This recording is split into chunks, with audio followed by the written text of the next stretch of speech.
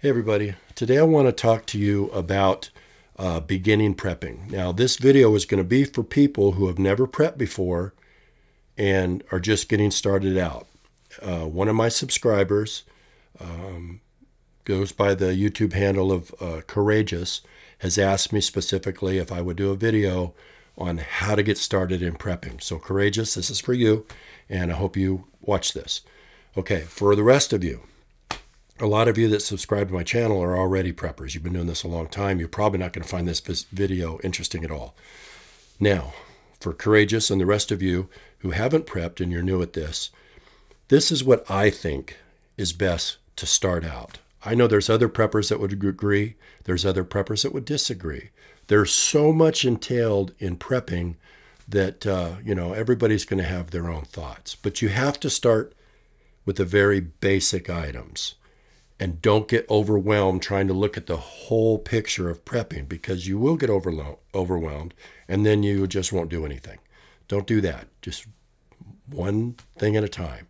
So I'm going to give you my list of what I feel is best. And I will also tell you that if you want a copy of the list, you can email me and I will send you a copy of the list. Okay, now before we start, I have a request. There are two guys that have YouTube channels that I like quite a bit. They're just starting out. One of them is Real World Prepper. He's just starting out. He has a handful of videos. They're good videos. I subscribe to him. I like him a lot. I think he has good information, and it's only going to get better. He just launched his channel. He's trying to get it started out. There's another gentleman called Zombie Farmer. He himself has several videos out right now, but he's just getting started out. And both these guys are great. They both put out good material, and it's only going to get better. And I told them that I would give them a shout out and recommend them because I really like their channels. I would appreciate it if you guys would go by their channels, Zombie Farmer and Real World Prepper, and check them out. If you like what you see, subscribe and show them some love. Help them get their channels off the ground. So if you do that, I would really, really appreciate it. Thank you. All right, now, first things first on how to start prepping. Okay, Courageous, you're listening? All right, here we go. The first thing you need is water. Hands down, you must have water. Now, 1 gallon per person per day is what you should have. Your body technically needs a half a gallon, but it's really hard to store things in that kind of increment. So the average rule is 1 gallon of water per person per day. If you decide to purchase water, which I don't recommend, but if you decide to purchase water, some people like to purchase distilled water. That's fine. But remember, it's distilled water. It's as pure as it's going to get. There is no minerals or anything in that water. So if you drink that for the long haul and you're not getting any kind of vitamins and minerals in your food that you should be getting, you need to supplement that by taking some vitamins, okay? Just want to say that. But anyway, whether it's RO water, distilled water, tap water from your sink, bottled water from the store, it doesn't matter. 1 gallon a day per person, okay, in your household for every day. With that said, if you purchase bottled water or you use the jugs that your milk was in and you empty them out and you fill those bottles will start to break down after a period of time. I don't really recommend them for long-term storage. Short-term, okay, but not the long-term. Remember, if you store water, keep it in a cool, dark place out of the sunlight so bacteria and stuff doesn't grow in it. There are containers that you can Google and find that are food grade, safe for storing water. They must be food grade containers to store your water in. Otherwise, you have BPA problems, other things. It's bad for you. Food grade containers. Now, if it's your milk jug and the jug from the store, like I said, with water in them, that's fine, but after a while, they're going to start to break down. I wouldn't do it for long term. Okay. Water. You got it. Enough of that. Food. That's the next thing you need. Food and water. Those two most important things, right? So just remember that you need, on your food, you need a balanced diet. You need carbs, protein, and fats in your diet.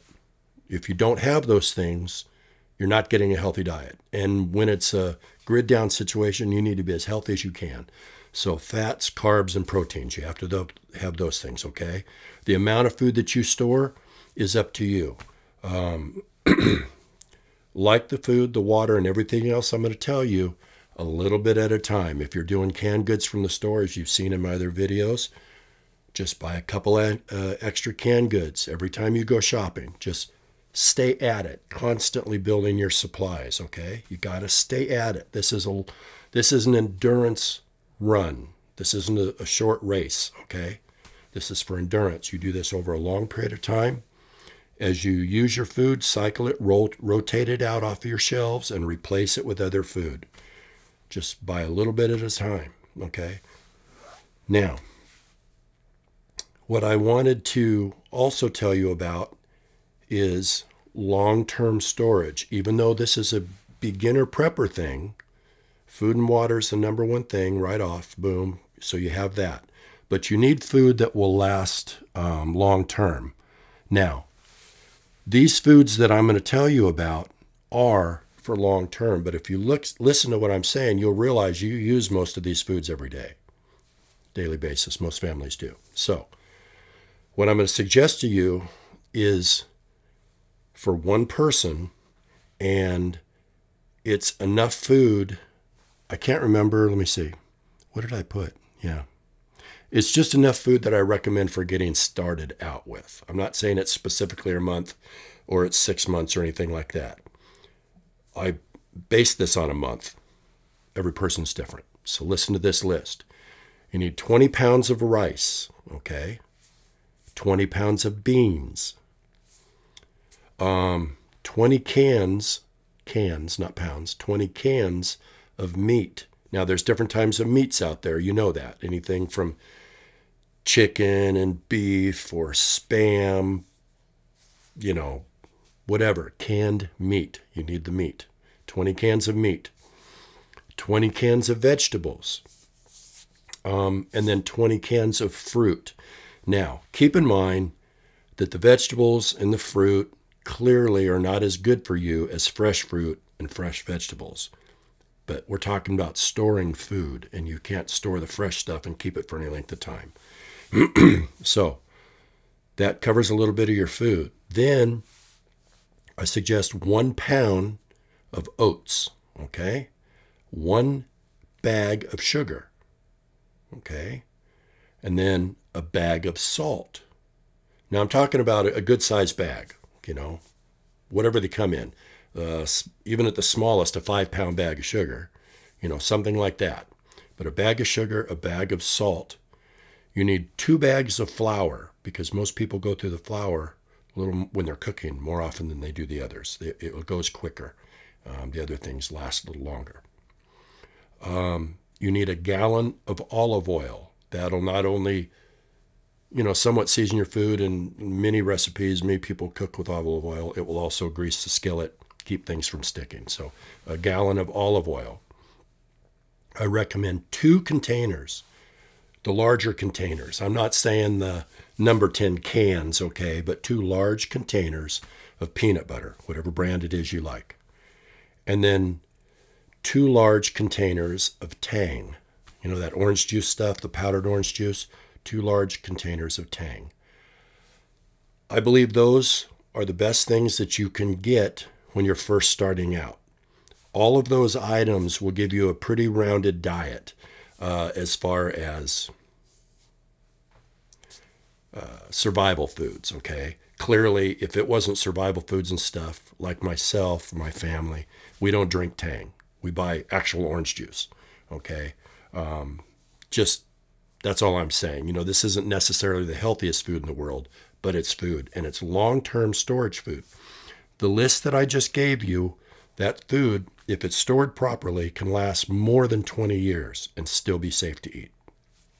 Okay, now that covers your food and your water and gives you a ballpark idea of how much food to put on your shelves to get started. And then you keep doing on a regular basis.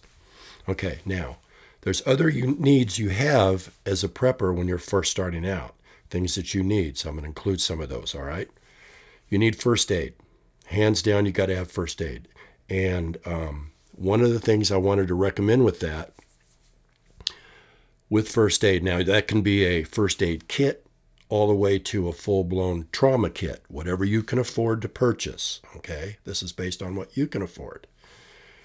First aid to a trauma kit. With that, I strongly suggest getting a book. It's called Survival Medical Handbook. Now, I got to say there's a prepper that I got some of this information from, really cool guy, really good information. I'm drawing a blank right now, but when I remember, I'll put a link to his page. He got some of this information himself from another prepper. He said that on his channel. So these are just normal prepper things, okay? So first aid or a medical kit, and then the Survival Medical Handbook. Now with that, I would also suggest, if you can, get some first aid training. You got to be able to know how to administer first aid to somebody that is more than putting a Band-Aid, okay, on somebody's cut. So don't get overwhelmed. This is normal life stuff. Sanitation. We've got to deal with that, right? So you need soap, clearly, soap, hand sanitizer, you know, the antibacterial stuff. You need toilet paper. And then you need to make what a lot of people call a shift toilet. Now, you can do that. You can find them online. But listen, if it's a grid down situation and the water isn't flowing, your toilets will back up. So what you do, you can get these buckets. They're 5-gallon buckets. You put a trash bag in them, and they come with a seat that fits on the top of the bucket that you can sit on. And you do that for a toilet if you need to. Because your toilet eventually is going to get backed up, and you got to do something, okay? So sanitation is very, very important. And you're going to have to figure out how to, on your own, you're going to have to figure out how best to do away with that once the bag is at a point where you need to tie it off and do away with it. I would suggest, if you have it, putting dirt or sand inside the bag as well before you tie it up and put it wherever it is that you're going to put it. Okay, that will absorb the moisture.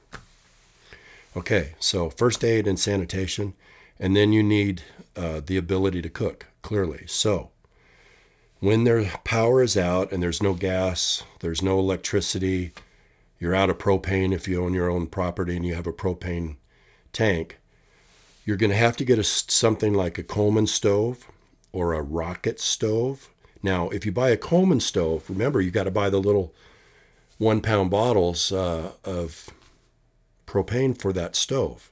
You're going to have to stock up on those, all right? If you don't go with a Coleman stove, you know, a camping stove, then you're going to have to get something like a rocket stove or a grill, an outdoor grill, and cook on that. 2 things to be aware of.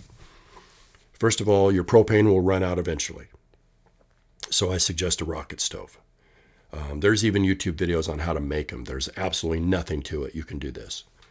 And also, if you do cook outdoors in something like a grill, you know, an outdoor barbecue grill, if you cook on that, if you're worried about people finding you, if it's a bad situation and people are like looting or rioting or something, having a barbecue grill going might not be the best idea. One, it puts out more smell, and people can smell that for, oh, somebody's grilling, you know, and that's just going to alert them to you. So I suggest having one, but being careful of what time and how things are going as you use it. So you could have a couple different type of cook stoves. The 3 different ones right there that are all 3 are very affordable, okay? I mean, when I say a barbecue, you could buy one of those old things they had in California, but he had on the beach. I think it's called a hibachi or something grill. It's like a foot square, and you put some charcoal in it, and you grill on top of it. So you can do these things. These are very low-cost items that you can buy at auction houses. People sell them online. Use stuff at garage sales. Save your money. Buy the cheapest thing you can find that is the best quality you can afford. Also, you're going to need lighting, right? If the lights go out, you need lighting. So you need flashlights and batteries, all right? I recommend getting something like Duracell or Energizers that are lithium batteries. Okay, they're the best. They don't leak and explode and do all that stuff. So LED lights last the longest. They put out the brighter light, and you'll need batteries to go with that. So keep that in mind. If you can afford it, then I suggest rechargeable batteries as well. They make little battery kits that you can recharge your batteries, and they're solar. So it only takes the sunlight hitting the kit, charging your batteries. So keep that in mind. I'm trying to give you a few options here. You know, you don't have to do this all at once. Don't get overwhelmed. I can't afford this. Do what you can afford as you can afford it. Excuse me. And then power. Eventually, if there is no power, if that was to happen, you're going to need a generator, some kind of power generator, something. Now, they make solar generators. They make portable generators that are just sit on top of your picnic table outside, or your, sit it on your patio or something. And it stores enough energy from the sun, it's solar, to be able to run decent items that you need to run. Okay? Now, the bigger the generator you can afford, the better. And again, when I say generator, people freak out and they get really scared, because generators aren't cheap. I'm not going to lie and say they are. But there are some that cost less than others. But, you're going to spend a few $100s up to thousands if you've got it. But you're going to need power at some point. So consider, as things progress for you, and if finances are good for you, consider a generator for power. Solar is what I recommend, because diesel and gas, if everything was a grid down situation, is going to run out. So solar is the best option. Okay. And then you need a bug out bag. All right. I feel that's very important. Everybody should have a bug out bag. Now, there's dozens of videos on YouTube, hundreds of videos, not, what am I saying, dozens. There could be thousands of videos on how to put together a bug out bag to throw in your vehicle that will have enough food and water in it to last you for at least 3 days until you get somewhere else. Okay? You can watch videos on that on YouTube. You can find some bug out videos. I will be making one myself of what's in my bag shortly. Okay? And you can see that. Now, I will say my bag would fall on the expensive side, okay? Everybody packs their bags differently. Everybody has different ideas what needs to be in them. Mine is kind of on the upper scale. So look around YouTube and get some ideas before I get my video made. I don't have one made yet. And then self-defense, the one thing that people don't want to talk about. But it's real. It's real. It's reality. You must consider self-defense. With that said, the two most popular items for self-defense are guns and maybe a bow and arrow or a crossbow or a club. But you've got to consider something. Now, guns are the only thing that's logical. A lot of people are afraid of guns. Nothing to be afraid of. You can get training. You can go to a local gun range. There's always beginning courses at gun ranges to help people to learn gun safety, and then to be able to hunt if you want to hunt and get a license. But the two most popular guns to have, in my personal opinion, a lot of guys' opinion, but this one's mine, is a 9mm handgun and a 12-gauge shotgun. I feel those are the most common weapons that you're going to find and be able to get ammo for when it's needed. A 9mm and a 12-gauge shotgun. The only other thing I would recommend is a 22 rifle or pistol. Rifle is more important. So 9mm, 12 gauge, or 22. Those would be the best guns to have on hand in a really bad situation. Okay. I know a lot of preppers are out there have their AR-15s. I have my AR-15. That isn't the point. Don't start with that. Learn gun safety. Get a gun that you can handle, a handgun to start with. And I recommend very strongly a 9mm. Maybe an M&P, Smith & Wesson M&P. Those guns are great to start out with, whatever, but get a 9mm. That's a very common round. All right. Police use them. Military uses them. Get a 9mm. So those are my suggestions. 12 gauge shotgun, everybody knows that. I mean, everybody knows about 12 gauge shotguns. You know the damage they can do. And you have several different rounds that you can use that cause more damage than others. So, and if you really, really had to, and I'm not going to argue with you hunters out there, don't even go there with me. I'll just delete your comment. You could hunt with a 12 gauge shotgun more than just birds. You could take down a deer if you're using slugs, if you're close enough. There's a lot of variables, but it can happen. You can do it because I know people that have done it. So 12 gauge shotgun would be my other suggestion. So if you're not feeling overwhelmed, that's it. That's all I've got for you right now. Those are basic things that you need to start out with as a beginner prepper. Okay? A little bit at a time as you can afford it. Do not get overwhelmed. Don't look at the big picture and watch everybody's prepper channels and go, oh, they've got this and they've got that. No, I could never afford that. Don't get into that. Don't let that mindset hit you. That's all BS. You have to take care of yourself a little bit at a time until you get there. Sorry for saying BS. I didn't mean to say that. But anyway, I don't want cussing on my channel and I don't want to do it myself. So I hope you find that helpful. And if you guys like the video, please thumbs up. If you don't, thumbs down. I can handle it. I don't care. If you do like it, again, please tell your friends so they can subscribe if they like it. So that's what I have for today. Again, I would ask you